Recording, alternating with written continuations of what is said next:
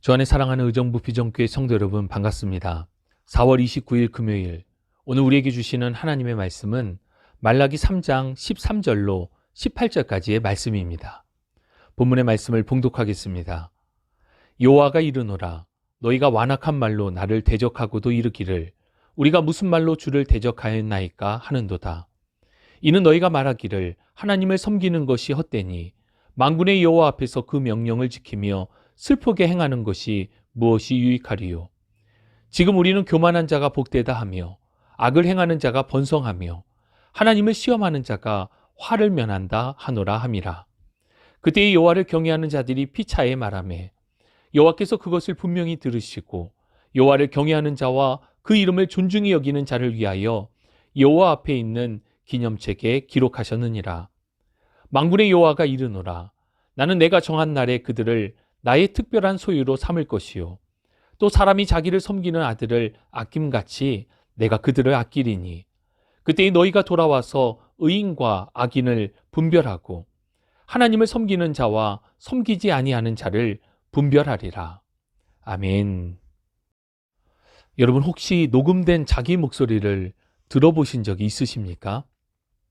일반적으로 사람들은 녹음된 자기 목소리를 들을 때 2번 놀란다고 합니다. 첫 번째는 평상시에 자신이 말하는 것과 목소리가 다르게 느껴지기 때문인데, 그 이유는 평상시 말할 때 내가 듣는 목소리는 외부와 몸의 진동을 거쳐서 귀에 들어오지만 녹음한 소리는 그 과정이 생략된 채 들어오기 때문에 생기는 차이라고 합니다. 또 녹음된 자기 목소리를 들으며 놀라는 두 번째 이유는 자신이 말한 내용을 들으며 놀란다고 합니다.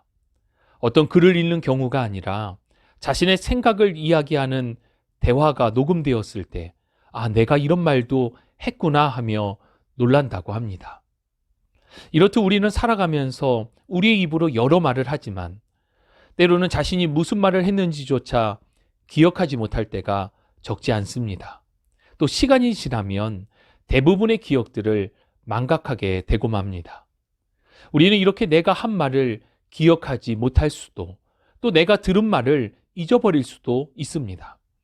그러나 하나님께서는 우리의 말 하나도 땅에 떨어짐 없이 모두 들으시고 그 들으신 것을 행하시는 분입니다. 오늘 본문을 보면 이스라엘 백성들이 또 하나님을 향하여 완악한 말로 하나님을 대적합니다. 13절, 여호와가 이르노라, 너희가 완악한 말로 나를 대적하고도 이르기를 우리가 무슨 말로 주를 대적하였나이까 하는도다. 여기서 완악한 말이라는 표현은 불손한 말, 거친 말, 오만한 말 등을 의미합니다.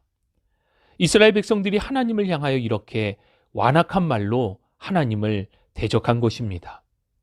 이 말씀은 하나님께서 말라기를 통해 하신 말씀입니다.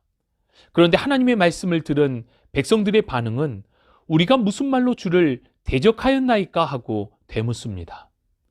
이러한 태도에서도 그들의 완악함을 들여다볼 수 있습니다. 그렇다면 구체적으로 그들은 어떤 말을 하였는가? 첫 번째 14절 말씀을 보니까 하나님을 섬기는 것이 헛되다라고 말하고 있습니다. 하나님의 말씀을 따라 자신들의 죄를 누이치고 슬퍼하며 회개하는 것이 무슨 유익이 있느냐라는 이야기입니다.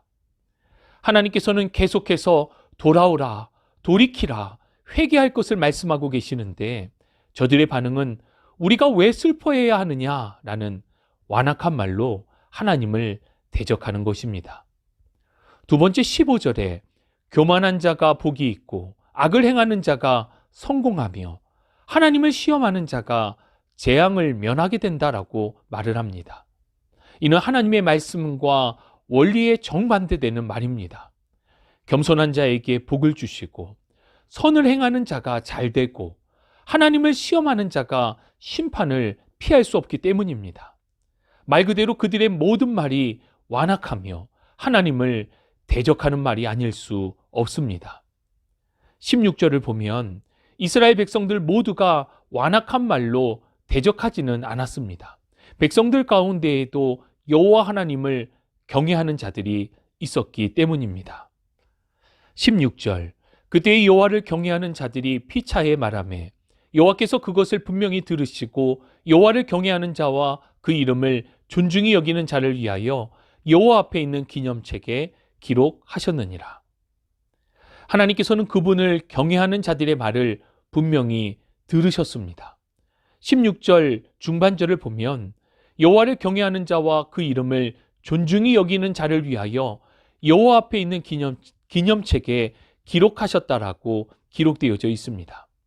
여호와 앞에 있는 기념책에 대해서는 여러 해석들이 있습니다. 이와 관련하여 이 기념책을 어떤 이들은 신약의 생명책과 동일시 여기기도 하지만 이보다는 당시에 하나님과의 언약을 신실하게 지키겠다는 사람들의 서명이 들어있는 책이라는 해석이 일반적입니다. 즉 주의 말씀을 따라 살아가기를 작정하고 결단한 사람들의 이름을 하나님께서 기억하신다라는 것입니다.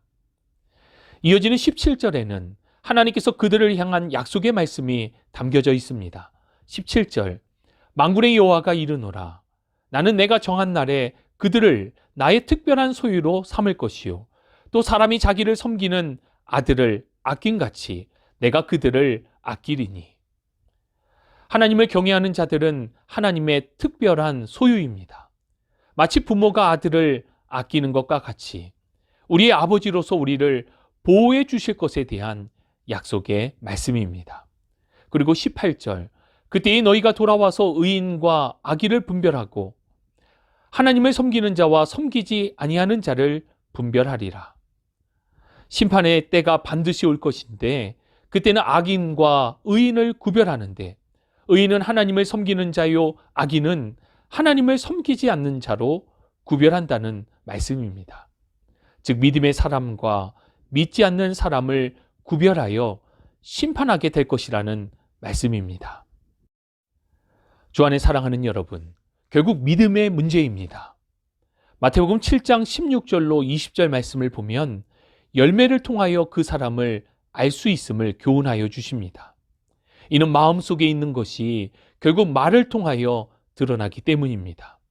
아무리 겉으로 보이는 모습이 거룩해 보인다 할지라도 결국 그 사람의 마음속에 있는 것이 결정적인 순간에는 말을 통해 드러나게 되어 있습니다. 본문 속 완악한 말로 하나님을 대적하는 이스라엘 백성들은 하나님의 말씀을 믿지 않았습니다. 그러니까 하고 싶은 대로 말을 하는 것입니다. 그런데 이렇게 내뱉은 말을 우리는 다시 주워 담을 수 없음을 잘 알고 있습니다. 그렇기 때문에 말의 실수를 줄이는 것 중요합니다. 하지만 그보다 더 중요한 것은 말을 하는 우리의 마음의 밭입니다.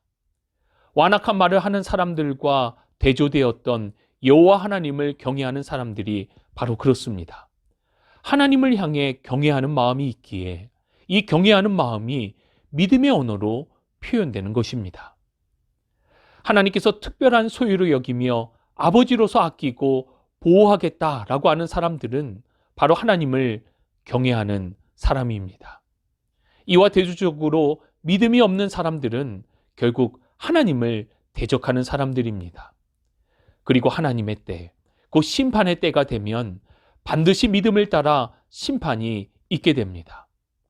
주님께서 주신 믿음 위에 경외하는 마음으로 믿음의 말을 하고 그렇게 귀한 열매를 맺는 복된 삶이 되시기를 주님의 이름으로 축복합니다.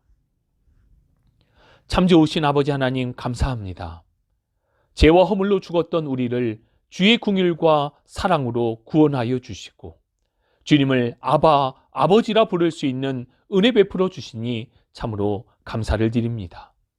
우리에게 믿음을 주신 주님, 이 믿음 안에서 하나님을 경외하며 믿음의 말과 행실을 통해 하나님의 기쁨이 되며 영광을 올려드리는 복된 삶이 되도록 우리를 인도하여 주옵소서. 함께 하심을 믿고 감사드리며 우리 구주 예수 그리스도의 이름으로 기도합니다. 아멘.